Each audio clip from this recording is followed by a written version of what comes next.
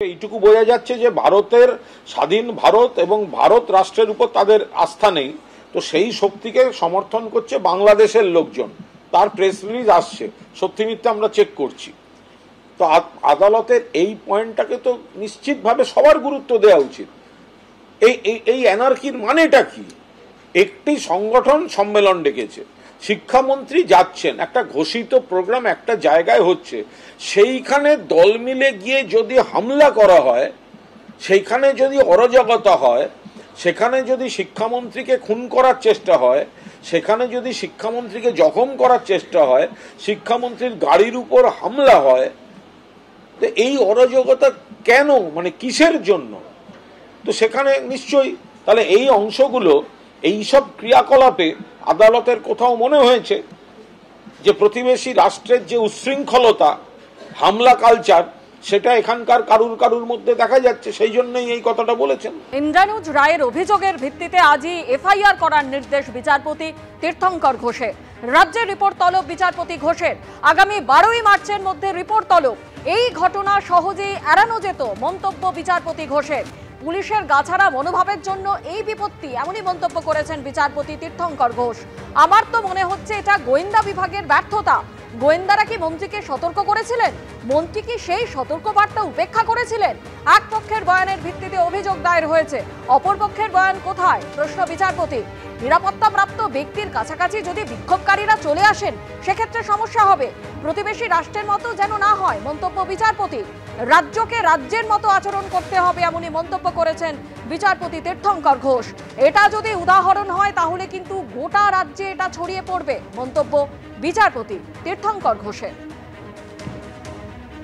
যাদবপুর বিশ্ববিদ্যালয়ের ঘটনায় আপনারা সকলে জানেন যে 7খানা এফআইআর রেজিস্টার হয়েছে।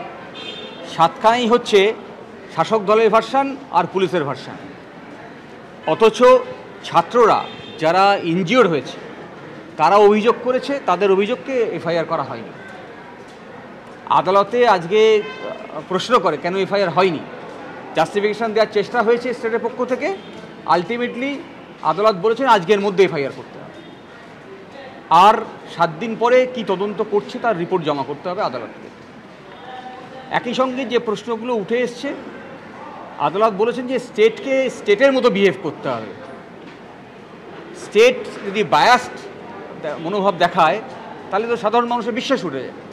আর ইন্টেলিজেন্স কী করছিল এই ঘটনা যে ঘটল, যেখানে রাজ্যের মন্ত্রী আসছেন, সেই মন্ত্রী তার কাছে ইন্টেলিজেন্সের খবর ছিল কিনা? আপনি এত হোয়াটসঅ্যাপ দেখাচ্ছেন, তাহলে সেই খবর যদি আপনার কাছে ছিল তাহলে মন্ত্রীকে জানানো হয়েছিল কিনা?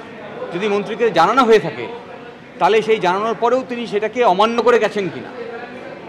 তো এই সংক্রান্ত রিপোর্ট আদালতকে পেশ করতে হবে আগামী 7 দিন পর। সদর্থক এই অবজারভেশন।